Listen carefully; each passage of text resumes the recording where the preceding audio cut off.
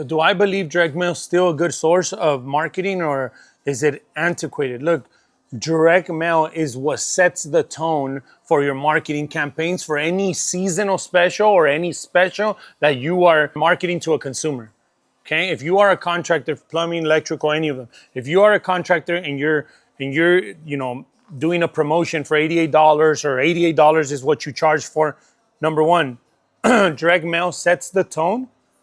Number two, direct mail is what leads the source, is your lead source for the message that you're about to give to the masses. So when you're doing direct mail, there's a lot of good ways to do it. One of the most efficient ways that I found to do it, and one of the ones that gave us the highest ROI, is by putting no more than two offers per direct mail.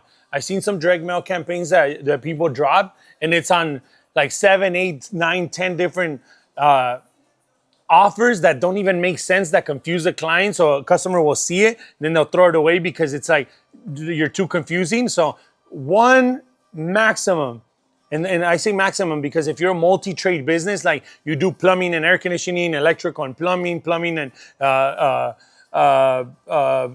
conditioning and electrical, roofing, and like if you're a multi-trade business, one offer per trade maximum.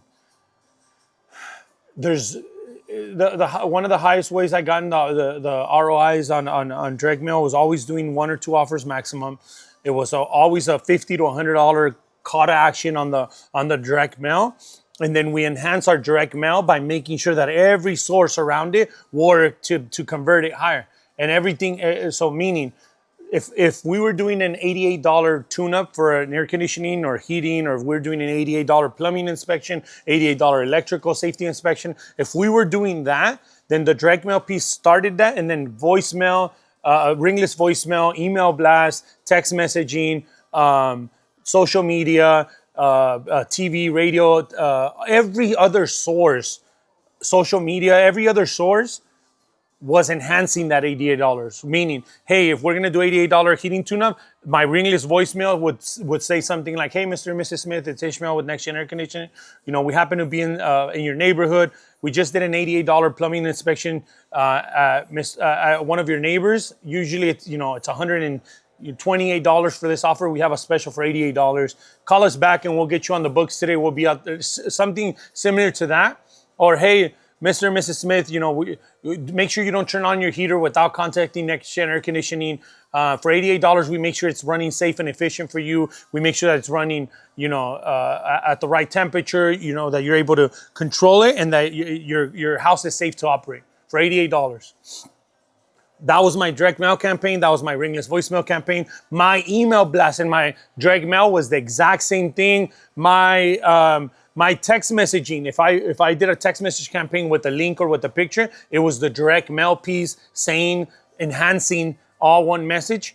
The reason why we were able to lead generate so much at Next Gen Air Conditioning, why our phones were always ringing all year round, is because we perfected one offer in direct mail, and we perfected one offer all year round. We changed the wording but the offer was always the same. So we mastered one offer. It was the $88 tune-up. It was the $88 heater safety inspection. It was the $88 water heater safety inspection. It was the $88, electrical safety inspection. Whatever it is, it was $88, and we mastered that offer. We started it with direct mail, and then everything else behind it complemented that direct mail piece. So direct mail is not dead. You guys should be doing it every month, twice a month, one at the beginning of the month, one towards the tail end. So one at the first week of the month should be dropping, and then the third week of the month you should be dropping direct mail. One call to action on it, make it super simple so they can know. One way I was able to enhance the conversion of my direct mail piece is with my billboards, right? So I had 190 something billboards at one point. That billboard, the picture of the billboard, was the front face of the direct mail campaign. It was the exact same thing. It was red, white, and blue, Next Gen Air Conditioning Plumbing. So when they saw the billboard, then they saw it on their direct mail, and it was the same red, white, and blue message, they would automatically in seconds identify, that's that billboard company. That's that company I seen on TV. That's that company trucks that I see everywhere now. That's those guys. Okay, cool. They seem like trustworthy guys. Let me call them. So direct mail will always always complement your other sources, and vice versa. You should always be complementing the direct mail piece, making sure that it's only one offer, maximum two, and you're using it constantly. Like it's look, direct mail is one of those things that you can do really good, but it's not like, you know, this one time or this one drop is gonna work better than any. No, the thing about direct mail is you got to do it every month, twice a month, consistently for the rest of your journey, until they take those fucking mailboxes out of your house, until everybody starts. Nobody has mailboxes in their house. That's when you stop direct mail. Right now, there's direct mail is being really effective. Social media is being really effective. Massive size campaigns are being effective right now. Billboards, radio, TV, doing that in a high frequency, in a broadcasted way where you're hitting hundreds of thousands, if not millions of people. That's still being used in the right way. But they all complement the message that you're trying to get. Who are you and what do you do? That's what people want to know. So make that super easy and effortless when you are doing your direct mail campaign, and when you're designing the flyer. Make sure you're paying attention to how simple it is of who you are and what you do, where people can identify it in 3 seconds, because that's a 3-second rule everybody has. Of if they look at your vans, do they know who you are and do they know what you do instantly?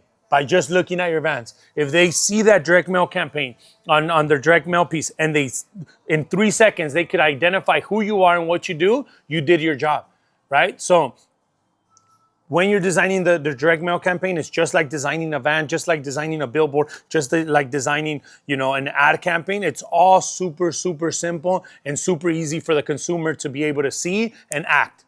Okay, those are the two behaviors that you're getting from the consumer when you're doing direct mail, billboards, TV, radio. They need to be able to see and act right when they need you. So, yeah, direct mail is fuck, dude. Don't ever stop doing direct mail until those mailboxes, they're no longer in every home in America. That's when you stop direct mail. Direct mail, you know, social media and Google, Yelp are all super effective sources that you should be doing. But make sure that when you guys are doing it, don't confuse the client. Keep it super simple. You know, try to use colors that go with your company. You know, uniforms and vans and all that. Like me, when I was doing home comfort, it was all blue and white. Our direct mail piece was blue and white. Our couple billboards that we had were blue and white. Our TV ads, blue and white. Uniforms, blue and white. When we did next gen air conditioning, we did red, white, and blue. So billboards, red, white, and blue.